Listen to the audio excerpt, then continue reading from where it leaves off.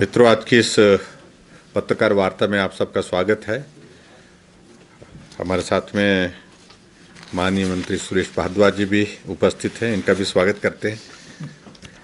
शिमला इनका विधानसभा क्षेत्र है, इनके विधानसभा क्षेत्र में सब कुछ होता है।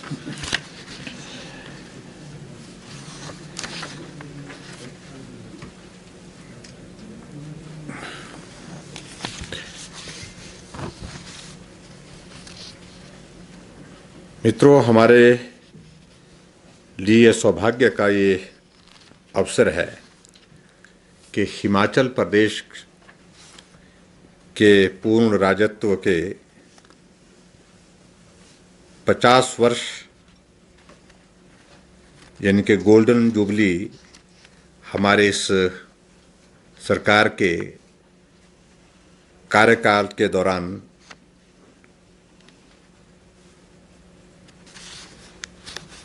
हो रही है। और इस अवसर पर मैं सभी प्रदेशवासियों का आभार व्यक्त करता हूं। 50 साल की ये यात्रा इस प्रदेश के हर व्यक्ति के लिए समर्पित है। आज हिमाचल जहां पहुंचा है उसमें हिमाचल प्रदेश के हर व्यक्ति का बहुत महत्वपूर्ण योगदान रहा है।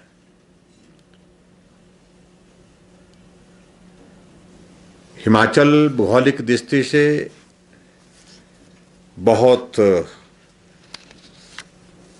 कठिन प्रदेश, लेकिन उसके बावजूद भी लगातार विकास की राह पर आगे बढ़ते हुए आज एक महत्वपूर्ण मुकाम पर पहुंचा है।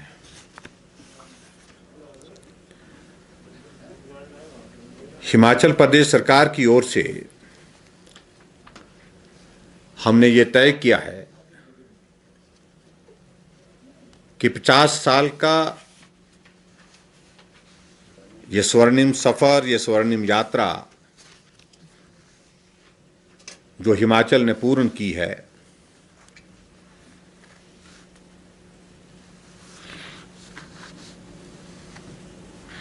इस यात्रा के बारे में हिमाचल का हर व्यक्ति जाने,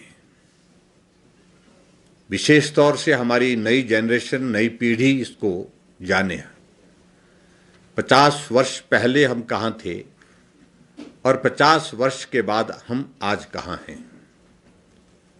उस दृष्टि से हमने सरकार की ओर से तय किया है कि हिमाचल प्रदेश में हम इस अवसर पर पूरे साल भर कार्यक्रम करेंगे और 51 इवेंट्स करेंगे। और 51 जो कार्यक्रम करेंगे उसकी तफसील थोड़ी थोड़ी हम बीच बीच में आपको देते रहेंगे। 2-4 चीजों का मैं जिक्र जरूर करूंगा आज। लेकिन इससे पहले कि मैं और विषयों पर बात करूं, अभी जो हमारा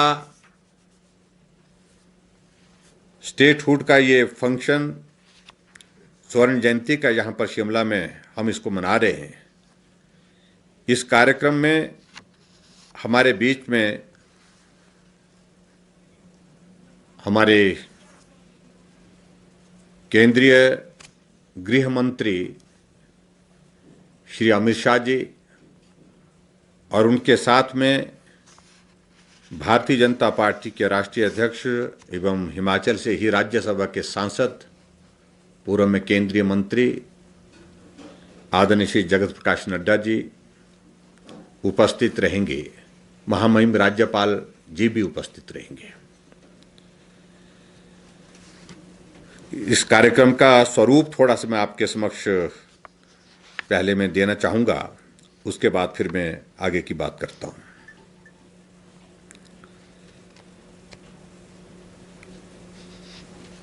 केंद्रीय गृह मंत्री अमित शाह जी का और जगत प्रकाश नड्डा जी का 11 बजे शिमला में आगमन होगा और बतौर मुख्य अतिथि के रूप में वो अमित शाह जी इस कार्यक्रम में हिस्सा लेंगे और इस कार्यक्रम की अध्यक्षता हमारे महामहिम राज्यपाल हिमाचल प्रदेश के श्री बंडारू दत्तात्रेय जी करेंगे।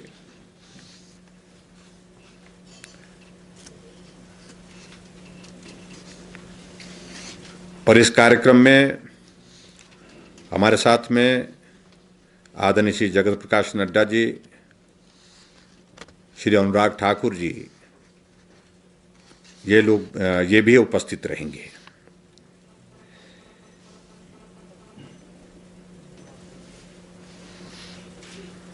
इस अवसर पर हमने तय किया है कि इस कार्यक्रम को हिमाचल प्रदेश में सभी विधानसभा क्षेत्र के सभी एसडीएम हेडक्वार्टर तक इसको पहुंचाने के लिए व्यवस्था की गई है, उसके प्रसारण की। और इसलिए जिला स्तर पर और सब डिवीजन लेवल पर एलईडी स्क्रीन के माध्यम से इस कार्यक्रम को लोगों तक पहुंचाने का कार्यक्रम भी रखा हुआ है। वर्चुअल कार्यक्रम जो आयोजित होगा उसको शिमला के उस कार्यक्रम के साथ से जो है हम उसको यहाँ से लोगों तक पहुंचाएंगे और उसके साथ में जो DD Himachal, DD Bharati, DD national के यूट्यूब चैनल पर और सोशल मीडिया के माध्यम से भी इसका प्रसारण किया जाएगा।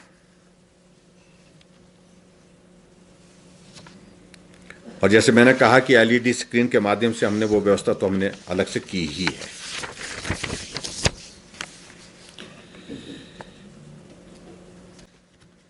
बहुत ज़्यादा नहीं कहना, लेकिन उसके बावजूद भी थोड़ी सी 2-4 बातों का मैं जिक्र जरूर करूंगा।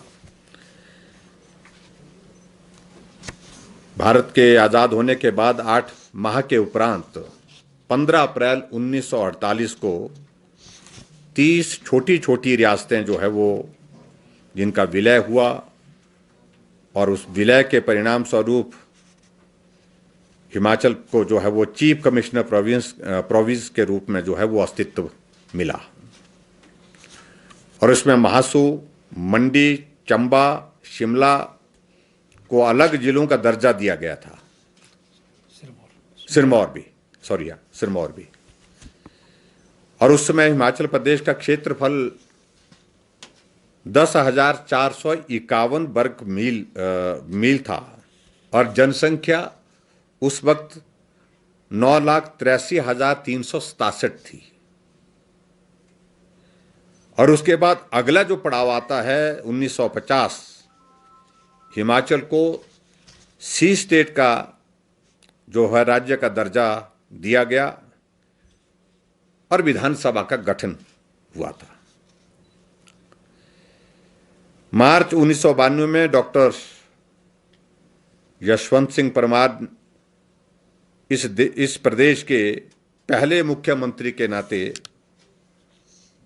शपथ लेने के बाद 3 मंत्रिमंडल के सहयोगी के साथ मंत्रिमंडल में कायम हुए।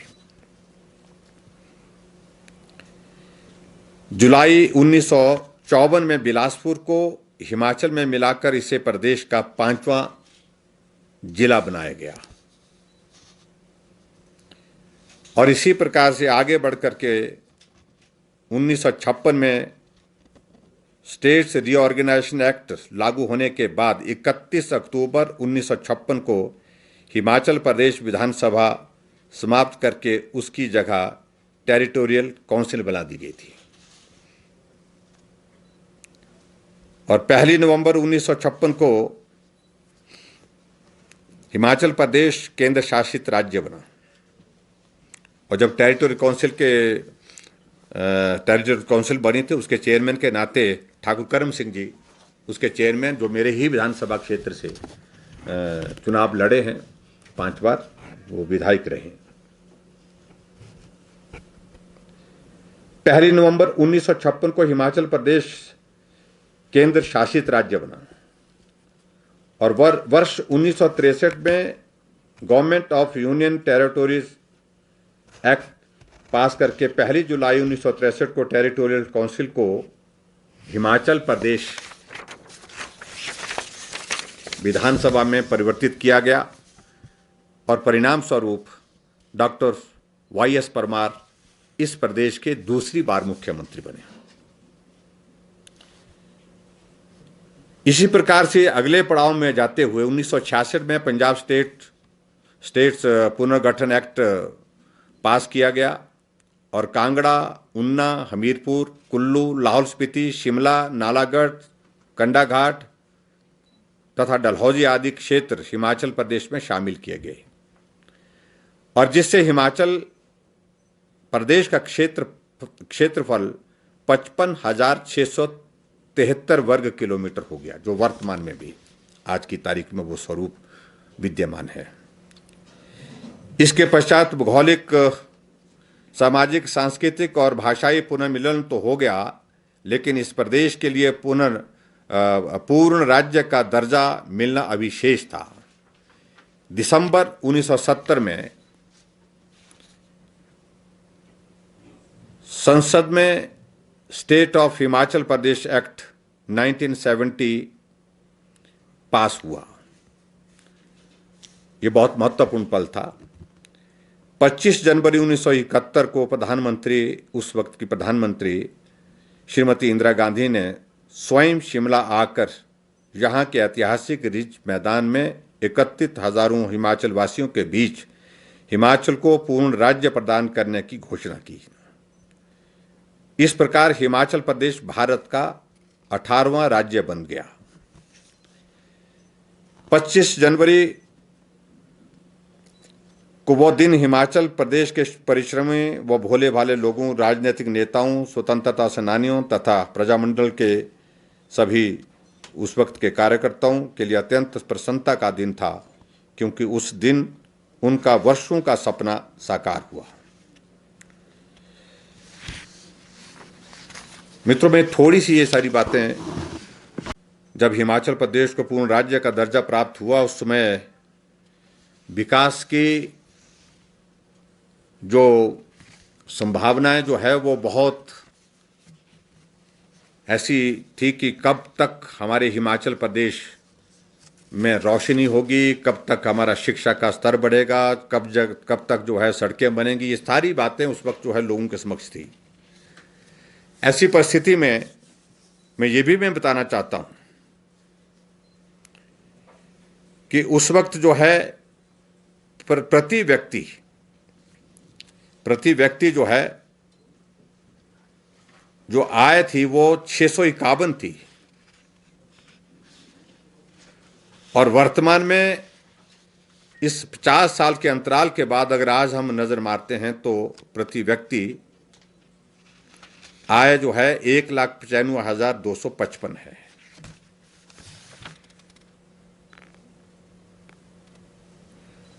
मैं इसका भी जिक्र करना चाहूंगा और इसके अलावा कुछ और बातों का मैं भी जिक्र करना चाहूंगा। हमारा जो कृषि का क्षेत्र जो है वो उस वक्त जो है 1971 में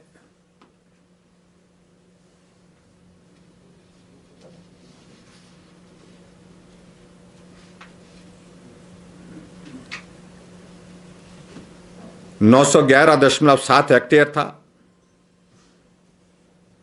और वर्तमान में 2020 में पूर्ण होने के बाद वर्तमान में जो हमारा जो कृषि का हमारा क्षेत्र जो है 959.2 हेक्टेयर है। बागवानी का हमारा जो क्षेत्र जो है उस वक्त जो है 44,329 हेक्टेयर था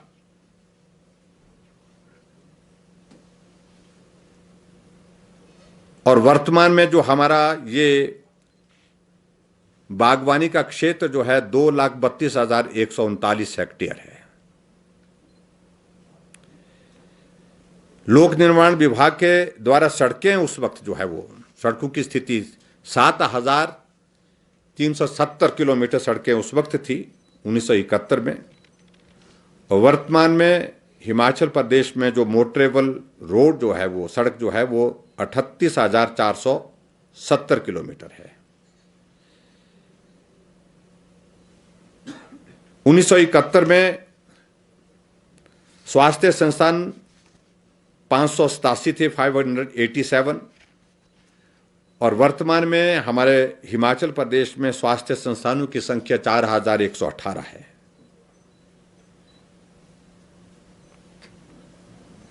जन्म दर यानी कि बर्थ रेट जो है वो 37.3 था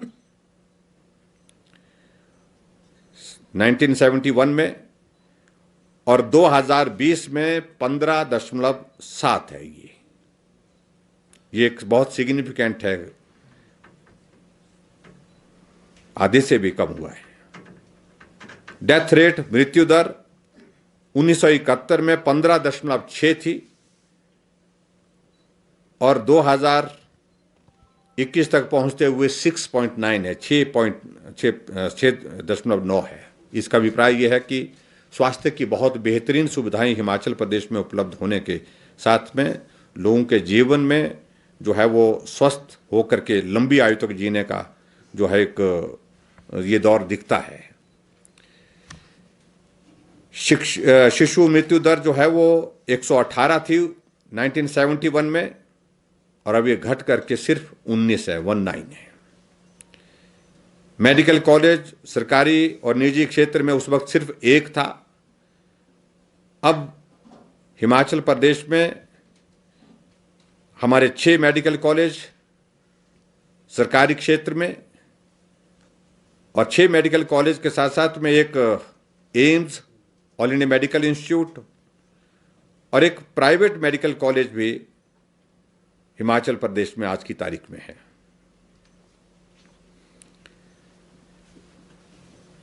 मेडिकल यूनिवर्सिटी हिमाचल प्रदेश में उस वक्त थी नहीं, अभी वर्तमान में एक है। एम्स का मैंने जिक्र कर लिया। पीजीआई सैटेलाइट सेंटर आज हमारे हिमाचल प्रदेश में है। आयुर्वेदिक स्वास्थ्य संस्थान 393 थी उस वक्त, और वर्तमान में 1252 है।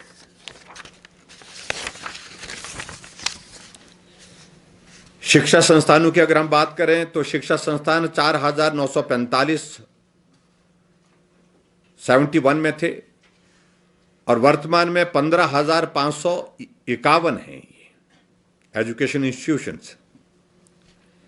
प्राइमरी स्कूल 3,768 थे, और वर्तमान में प्राइमरी स्कूल 10,716 है, 10,716 है। मिडिल स्कूल हिमाचल प्रदेश में उस वक्त 742 थे, और आज मिडिल स्कूलों की संख्या 2,038 है।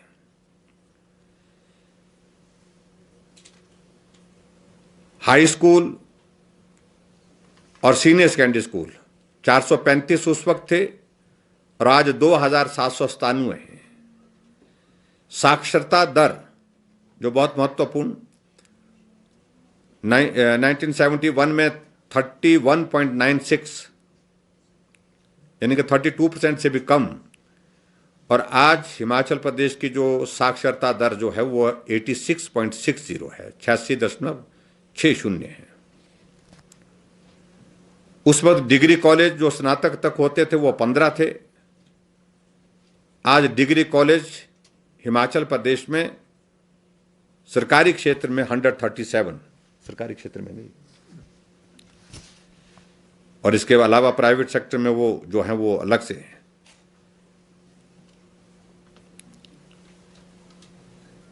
विद्युत क्षमता की अगर हम बात करें तो उस वक्त 1660 मेगावाट जनरेशन थी पावर सेक्टर में 1660, और वर्तमान में हिमाचल प्रदेश में 10,756 मेगावाट है। कुल उपभोक्ता उस वक्त 71 में 1,79,616 थे, और वर्तमान में 25,32,721 हैं। विद्युतीकृत गांव वो संख्या 3,249 थी 1971 में, और आज हिमाचल प्रदेश 100% जो है वो विद्युतीकृत है। 17,855 गांव, सभी गांवों में बिजली उपलब्ध है। घरेलू जो नल के कनेक्शन उस वक्त हुआ नहीं करते थे, नल जो है वो सार्वजनिक स्थल पर ही होता था। आज 12,86,852 घरों में जो है वो नल के हमारे पेयजल योजना के अंतर्गत जो है वो कनेक्शन है। 75.52 के चलते पिछला साल हमारा पूरा जो है वो डिस्टर्ब रहा। हम कोई कार्यक्रम ऑर्गेनाइज नहीं कर सके जो प्लान किया था। इसलिए हमने कहा कि अब 50 ईयर्स कंप्लीट होने के बाद जो 51st जो है 51वां जो साल शुरू होगा, तो इस साल हम पूरे साल इस कार्यक्रम को करेंगे। इसमें प्रमुख रूप से एक तो हिमाचल प्रदेश में हर क्षेत्र में जो विकास हुआ है उसकी जानकारी लोगों तक पहुंच सके, और इसलिए स्वर्णिम रथ यात्रा हिमाचल प्रदेश में हम आने वाले समय में करेंगे। शेड्यूल इसका हम देने वाले हैं। जो आम जनता तक हिमाचल प्रदेश के ग्रामीण क्षेत्रों में भी हर विधानसभा क्षेत्र में हर ब्लॉक स्तर पर वो यात्रा जाएगी, और उसमें सभी जिलों में इस यात्रा को शुरू किया जाएगा रथ बना करके, और उसके बाद इस कार्यक्रम को शेड्यूल बना करके पूरा शेड्यूल जब इसका बन करके तैयार होगा वो जानकारी आपको देंगे। और उसमें हिमाचल प्रदेश की जो गौरवमय यात्रा उसके संदर्भ में लोगों तक जो जानकारियां उपलब्ध कराई जा सकती हैं उन जानकारी को पहुंचाने के लिए काम करेंगे। इन दिनों पंचायत के हमारे चुनाव, अब पंचायत के चुनाव तो हमारे संपन्न हुए पिछले कल, और आज गिनती का दौर भी समाप्त हो गया। और मैं सभी चुने हुए प्रतिनिधियों को जहां बधाई भी देता हूं, वहां शुभकामनाएं भी देता हूं। उनके जीवन के लिए भी एक बहुत सुनहरी अवसर है ये कि 50 साल यानी कि स्वर्ण जयंती का हमारा स्टेटहुड का कार्यक्रम उनकी शपथ ग्रहण के बाद जो है उसी कार्यकाल में उनके इसमें जो शुरू हो रहा है। इसलिए चुने हुए प्रतिनिधि वार्ड मेंबर से लेकर के पंचायत का उप प्रधान, प्रधान, ब्लॉक समिति का सदस्य, चेयरमैन, वाइस चेयरमैन, जिला परिषद का मेंबर, नगर परिषद, नगर पंचायत के सारे काउंसलर्स और कॉरपोरेशन के काउंसलर्स, और उसके साथ साथ में मेयर, डिप्टी मेयर, नगर परिषद के अध्यक्ष, उपाध्यक्ष, नगर पंचायत के अध्यक्ष, उपाध्यक्ष, इन सबको इस कार्यक्रम के साथ जोड़ेंगे। उनके लिए जो हम कार्यक्रम बना रहे हैं उसमें बहुत सारे कार्यक्रम पंचायत के स्तर पर स्वच्छता के लिए हमने किस प्रकार से काम करना है, लेकिन सारा ये स्टेटहुड के 50 ईयर यानी कि स्वर्णिम हिमाचल के जो है वो इसको इस प्रकार से जोड़ा जाएगा अपने अपनी पंचायती में किस प्रकार से हम काम करें, और उनके समक्ष जो है ये चुने हुए प्रतिनिधियों के समक्ष हिमाचल प्रदेश की इतिहास की सारी बातों का जिक्र, जो उनका ट्रेनिंग मॉड्यूल होगा, अभी चुनने के बाद इनकी ट्रेनिंग होती है, उसमें भी शामिल किया जाएगा।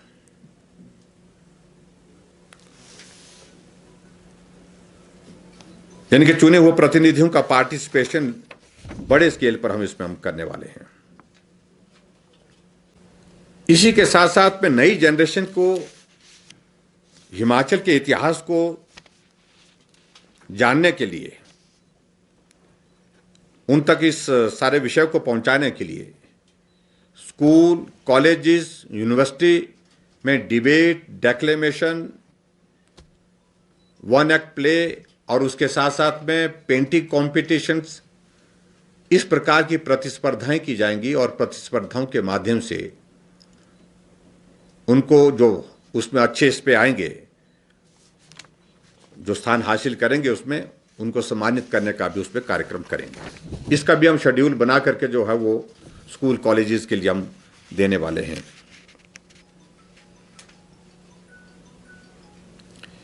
हिमाचल प्रदेश में किसी भी नागरिक ने हिमाचल को किसी भी क्षेत्र में गौरव दिलाया हो, सम्मान दिलाया हो, ऐसे विभिन्न, चाहे वो सेना में काम करते हुए, चाहे वो एकेडमिक फील्ड में काम करते हुए, साहित्य के इसमें काम करते हुए, हर फील्ड में, यानी कि हर फील्ड में मैं कह रहा हूं, उनको भी सम्मानित करने का कार्यक्रम हम इस बीच में इस स्वर्णिम हिमाचल के इस 1 साल के कार्यक्रम में हम शामिल कर रहे हैं।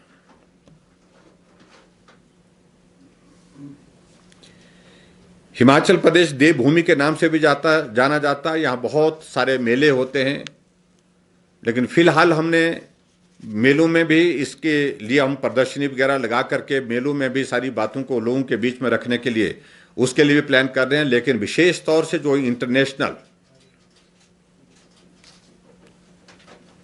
फेयर्स होते हैं, हमारे अंतर्राष्ट्रीय मेले होते हैं, मंडी में शिवरात्रि है, कुल्लू का दशहरा है, मिंजर है, ये रेणुका जी का ये होता है, मेला होता है, लवी का मेला होता है।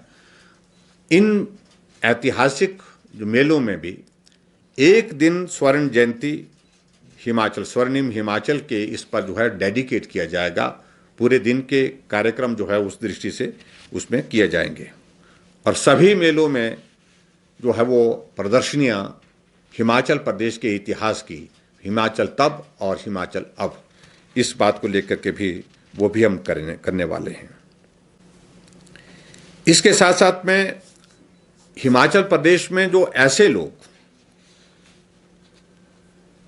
जो जनप्रतिनिधि के नाते विधानसभा के अंदर रहे हों, लोकसभा के अंदर रहे हों, राज्यसभा के अंदर रहे हों पिछले 50 वर्षों में, जो आज भी हमारे बीच में समाज में मौजूद हैं, उन लोगों को भी बुला करके उनका भी सम्मान करने का कार्यक्रम इस बीच में हम करेंगे, विशेष कार्यक्रम करेंगे, क्योंकि उनका भी एक योगदान रहा है, एक प्रतिनिधि के नाते, एक चुने हुए प्रतिनिधि के नाते एक भूमिका रही है।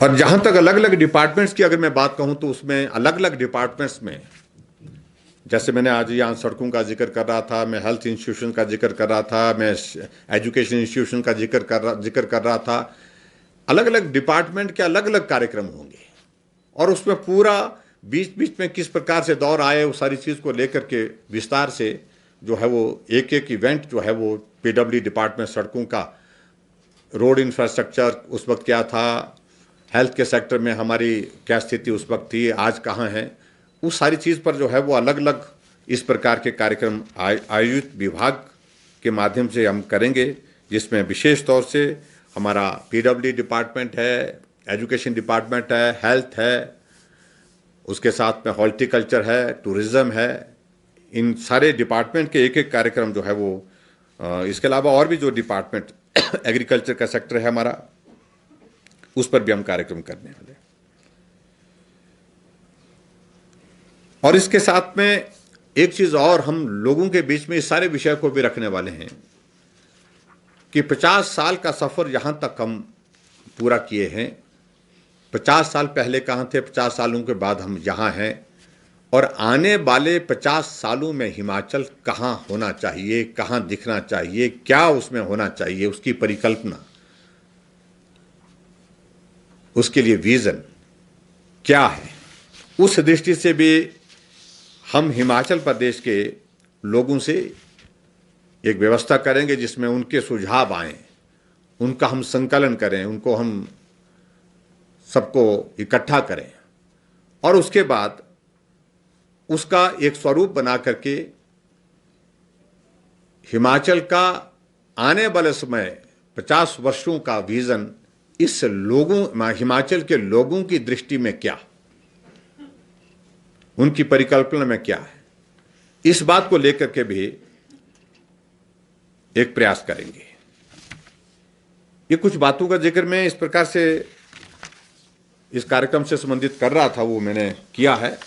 लेकिन सबसे पहले तो मैं सभी हिमाचल वासियों का इस बात के लिए आभार व्यक्त करना चाहूँगा कि बहुत एक ऐसे संकट और ऐसी परिस्थितियों के दौर में से, कठिन परिस्थितियों के दौर में से हिमाचल की इस यात्रा को यहाँ पहुँचाने में उन्होंने जो बहुमूल्य सहयोग किया है, कंट्रीब्यूशन किया, ये स्वर्णिम हिमाचल का ये पूरा वर्ष जो है उनके उस कंट्रीब्यूशन को याद करने के लिए समर्पित होगा। किसी व्यक्ति के लिए नहीं, किसी विशेष के लिए नहीं, उनके कंट्रीब्यूशन के लिए। तो क्योंकि हिमाचल की यात्रा अगर हमने पूर्ण की है तो उसमें हिमाचल के लोगों का योगदान रहा, तो उनके लिए समर्पित होगा। तो मित्रों, कुछ बातों का जिक्र मुझे जो करना था, कार्यक्रम का स्वरूप, जो कुछ बातों को लेकर के हमने जो मोटी मोटी दो चार चीज़ें जो हमने एक साल के इस कार्यक्रम में जो जिसको हमने करना है, उसके लिए मैंने मोटी से तीन चार पांच बातों का हमने उसमें जिक्र किया है। और भी बहुत सारी चीज़ें उसमें होती रहेंगी बीच बीच में, जो हमारे ध्यान में आती रहेंगी। और इसमें मैं चाहूँगा कि आप लोग भी एक बहुत महत्वपूर्ण दायित्व पर हैं पत्रकार के रूप में। तो कोई भी सुझाव आपकी ओर से हिमाचल के संदर्भ में, और ये भी हम सोच रहे हैं, इस बात को भी सोच रहे हैं, एक कार्यक्रम हम डेडिकेट मीडिया के लिए भी करेंगे। उस वक्त मीडिया, 50 साल का मीडिया क्या था और उस वक्त की मीडिया की जो है वो इम्पोर्टेंस, उसका महत्व क्या था और उस पर उसकी गंभीरता क्या थी और उसके साथ साथ में उसकी विश्वसनीयता क्या थी। आज के इस दौर में, आगे बढ़ते हुए इस परिवेश में मीडिया कहाँ है, इस पर भी एक कार्यक्रम हम मीडिया के मित्रों के साथ करेंगे। और उस तरह से उस कार्यक्रम को करने में हम चाहेंगे कि आप सबके भी सुझाव क्या उसका स्वरूप हो सकता है, किस प्रकार से उसको कर सकते हैं, उस सारी चीज़ के लिए। और लेकिन इसके बावजूद में इवेंट्स से रिलेटेड हम कोशिश कर रहे हैं कि हम सुझाव के लिए हमने अपने आप को ओपन किया है, सब लोगों को कहा है, अधिकारियों को भी कहा है, उसके साथ साथ समाज के अलग अलग संगठनों के लिए भी हमने इस बात के लिए कहा है कि 50 साल के इस अवसर पर जो है हम क्या क्या और कार्यक्रम कर सकते हैं। सुझाव की दृष्टि से बहुत सारी चीज़ें आ रही हैं। आप सबकी ओर से भी कोई सुझाव इस दृष्टि से होगा जिसको हम कर सकते हों, तो मैं उसका अभिनंदन करूंगा, स्वागत करूंगा। मेरी ओर से मित्रों सिर्फ इतना ही है आज के कार्यक्रम। इस अवसर पर स्वर्णिम हिमाचल समारोह के इस दौरान विशेष डाक टिकट का अनावरण भी किया जाएगा। हिमाचल तब और हिमाचल अब, एक वृत्त चित्र वो भी दिखाया जाएगा और उसके साथ में कॉफी टेबल बुक जो है उसका भी विमोचन होगा।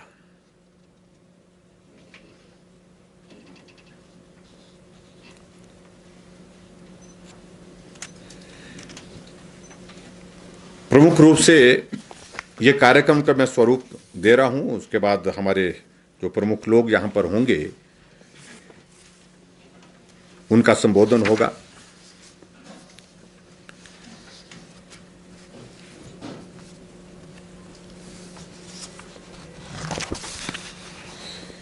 हिमाचल का जो हमारा शिमला के रिज के मैदान पर होगा, उस कार्यक्रम में आप सब सादर आमंत्रित हैं।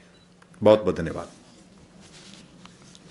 ये इलेक्शन जो है आगे कुछ इसमें सुधार करके सिंबल पे लड़े जाए, ताकि ऐसा दावे करने का राजनीतिक लोगों को पता चल जाए कि कौन जीता है कौन नहीं जीता है। एक तो मेरा ये है। दूसरा, इसमें एक और चीज है मैं साथ में जोड़ना चाहता हूँ। जैसे 50 गोल्डन जुबली मना रहे हैं आप, तो लोग कई बार आपस में हम बात करते हैं ना, हम लोगों से बात करते हैं वो कि 50 इतने साल हो गए आजाद हुए, अंग्रेजों ने शिमला शहर बसाया, तो शिमला तक रेल लाइन भी आई। अब रेल लाइन 1 इंच भी आगे नहीं गई, ना कोई नया शहर ऐसे बसाया गया। कि आपका कोई ऐसा विजन है कि 50 साल में रेल लाइन किन्नौर तक जाए, जहाँ आगे लाहौल स्पीति तक जाए, 1-1 किलोमीटर 1-1 साल में बनता, तो 50 किलोमीटर बन जाना था। तो ये छोटा सवाल। देखिए, जहाँ तक एक तो बात, जहाँ तो पंचायत के सिलसिले में आपने बात कही है, एक व्यवस्था है, वर्षों से चली है। उस व्यवस्था के अनुसार हम भी इस बात को लेकर के मान के चलते हैं कि ये लोकतंत्र की सबसे मूल इकाई है और यहाँ जरूरी नहीं है कि पार्टी का सिंबल हो, अच्छे चुने हुए प्रतिनिधि चुन करके आए, ये महत्व का विषय है। और ऐसे में स्वाभाविक रूप से अपने विचार से जुड़ करके लोग चुन करके आए, अपने विचारों के लोग चुन करके आए, ऐसी राजनीतिक दल की कोशिश होती है, पहले भी रही है, आज भी होती है। और उस दृष्टि से मुझे लगता है कि इतना ही पर्याप्त है, इससे ज़्यादा सारी चीज़ को लेकर के बहुत ज़्यादा करने की आवश्यकता नहीं है। लेकिन कुछ जगह, कुछ प्रदेशों में जिला परिषद के चुनाव, नगर परिषद, नगर पंचायतों के चुनाव, कॉरपोरेशन के चुनाव पार्टी के सिंबल पर भी होते हैं। ये विषय खुला है, जब लोगों के सुझाव के अनुसार जो है विचार करने के लिए ऐसी परिस्थिति आएगी तो विचार करेंगे। लेकिन फिलहाल अभी हम पार्टी के सिंबल पर चुनाव नहीं कर रहे हैं, लेकिन चुनाव कर रहे हैं और उसके परिणाम आगे हैं। और दूसरे जहां आपने दूसरा आपने इस बारे में पूछा था, ये जो रेल लाइन का, देखिए सब देखिए मैं आपको कहूँ कि भाई ये बात ठीक है कि इसमें एक ही विषय नहीं, बहुत सारे विषय में, हाँ, जब हम 50 साल पहले जहाँ थे उससे बहुत आगे निकले हैं। मैंने जैसे कहा कि हेल्थ का सेक्टर उस वक्त कहाँ था, आज कहाँ पहुँचा है, एजुकेशन का सेक्टर कहाँ था, अब कहाँ पहुँचे हैं। हम एक ही विषय को लेकर के कि रेल उन्होंने लाई थी और वो आगे नहीं बढ़ी, तो वो मुझे लगता है कि वो पर्याप्त नहीं है। और विजन में आने वाले समय के लिए ज़रूर रेल के लिए गुंजाइश होनी चाहिए। 50 साल अगला अगर हमने जिक्र करना है तो ये रेल लाइन जो हिमाचल प्रदेश जिसका इंतज़ार वर्षों से कर रहा है, बात ये नहीं है कि शिमला से आगे बढ़े, बात ये है कि हिमाचल के अंदर रेल लाइन पहुंचे।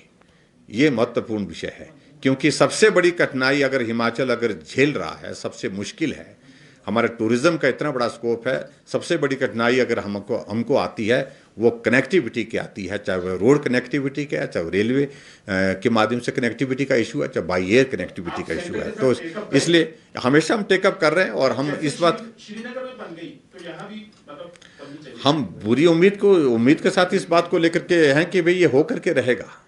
सर 50 साल के सफर में सर 50 कोई ऐसा काम जो 50 साल पहले से शुरू होना चाहिए था और रह गया, आपको लगता है कि कोई चीज रह गई है जिसकी अभी तक पूरी थी? है उन सारी चीज़ों का जिक्र करेंगे समय के साथ, लेकिन इतना ज़रूर है कि आज हमको उस बात को भी मानना चाहिए कि उस वक्त की भौगोलिक परिस्थितियाँ, आर्थिक परिस्थितियाँ अलग तरह की थी और उस कठिन दौर में से हिमाचल आगे बढ़ कर के यहाँ पहुँचा है। जहाँ पहुँचा है वहाँ भी हमको गर्व महसूस होना चाहिए, क्योंकि हम बहुत सारे क्षेत्र में बहुत बड़े बड़े राज्यों को पीछे छोड़ करके भी आगे हैं।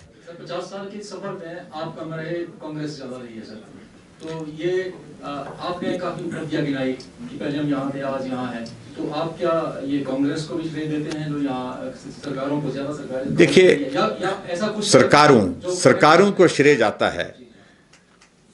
कांग्रेस पार्टी की डिमांड है कि अमित शाह आ रहे हो पैकेज देके जाए। कुलदीप राठौर कह रहे थे कि देखिए उनका यही होता है हिमाचल के लिए केंद्र ने बहुत कुछ दिया है और वो जो बातों का जिक्र करते हैं, ये पैकेज वो पैकेज ऐसा वैसा, हम पैकेज लेना होगा, कुछ भी लेना होगा, उसके लिए कोई डेट निर्धारित करने की ज़रूरत नहीं है। वो कभी भी हिमाचल प्रदेश को मिल सकता है, पहले भी मिला है हिमाचल प्रदेश को केंद्र से बहुत कुछ, और आने वाले समय में भी बहुत सारी अपॉर्चुनिटीज़ ऐसी होंगी जब मिलेगा।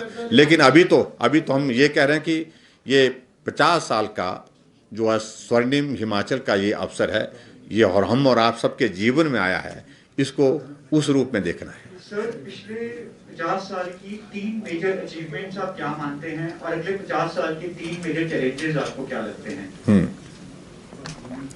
देखिए, मेजर सबसे बड़ी बात तो मैं मानता हूं कि हिमाचल प्रदेश में लोगों की पीठ का बोझ उतना, गांव तक सड़क पहुंचना, ये बहुत बड़ा एक हिमाचल भौगोलिक परिस्थितियों के कठिन दौर में से होकर के हमारे सामने है, और जिसमें प्रधानमंत्री ग्राम सड़क योजना का बहुत बड़ा कंट्रीब्यूशन है। अगर प्रधानमंत्री ग्राम सड़क योजना केंद्र से नहीं आई होती, अटल जी ने नहीं शुरू की होती, ये पीठ का बोझ अभी तक नहीं उतरता। आज हिमाचल प्रदेश में जो कनेक्टिविटी का जो गांव तक पहुंची है, ये स्टेट बजट की ओर से नहीं, और इसमें मेजॉरिटी गांव को अगर कनेक्टिविटी मिली है तो वो प्रधानमंत्री ग्राम सड़क योजना जो 60,000 करोड़ की लागत से उस वक्त उस योजना को शुरू किया था अटल जी ने, उसका एक बहुत बड़ा कॉन्ट्रीब्यूशन, जिसको मैं कह सकता हूँ बहुत बड़ी अचीवमेंट है।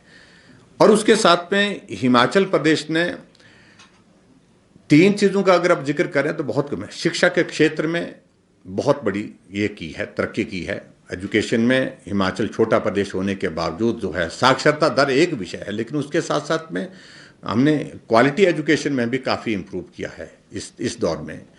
और उसी तरह से हेल्थ सेक्टर में भी बहुत ज़्यादा काम हुआ है। और जिनको हम मानते हैं कि ये सारी चीज़ें जो है वो जो जिसके बिना आदमी का जीवन जो है, जीवन स्तर भी ऊंचा नहीं हो सकता है, जीवन आगे बढ़ भी नहीं सकता है। तो इन चीज़ों को लेकर के और आने वाले समय में हमारे सामने सबसे बड़ी यही है, प्राथमिकता हमारी ये होनी चाहिए कि हिमाचल प्रदेश में जो इसका मैं जिक्र कर रहा हूँ, कठिन भौगोलिक परिस्थितियों के बावजूद यहाँ कनेक्टिविटी जिस दिन इम्प्रूव हो जाएगी, हमारा इकोनॉमी को बहुत बड़ा बूस्ट टूरिज्म के माध्यम से मिलेगा। टनल के माध्यम से सड़क पहुँचे, रेलवे कनेक्टिविटी हिमाचल प्रदेश को मिल जाए, by air connectivity Himachal Pradesh में मजबूत हो, तो मैं कहता हूँ कि हिमाचल प्रदेश को कुछ बहुत करने की ज़रूरत नहीं है। ये कनेक्टिविटी एक बहुत बड़ा एक इशू है हिमाचल प्रदेश में, जिसके कारण हिमाचल की इकोनॉमी में बहुत बड़ा एक बूस्ट आएगा। ये एक आने वाले समय के लिए हमको सोचना है।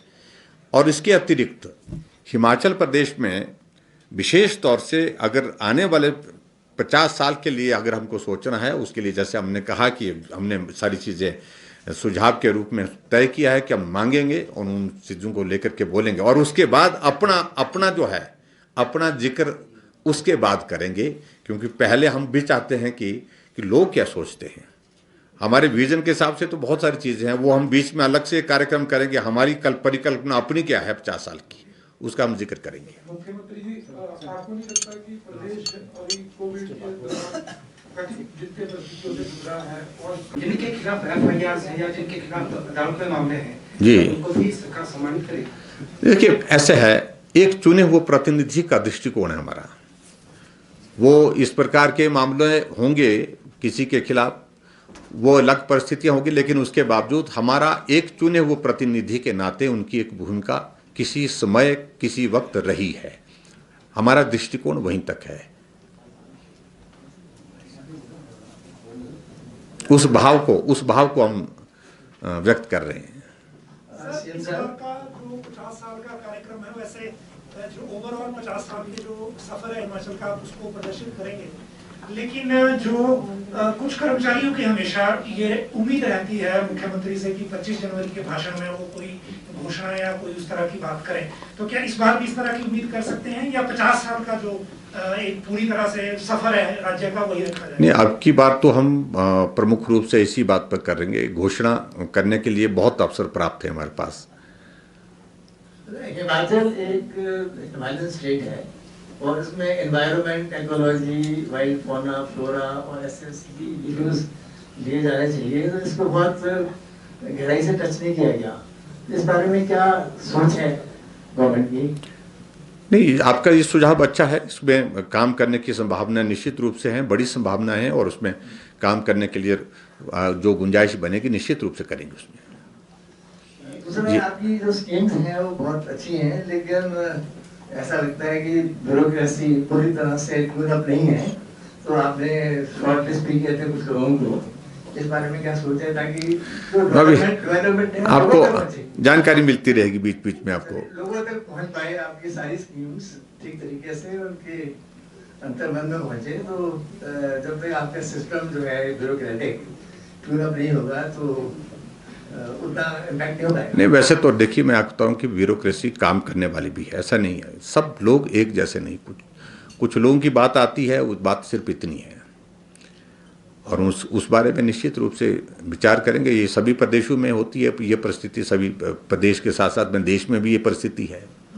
सीएम सर जी, छोटे 2 सवाल हैं जी। एक तो ये है कि जो पंचायत चुनाव होके हटे हैं, हाँ जी, तो आपकी पार्टी और कांग्रेस दोनों दावा करते हैं कि हम 70-75%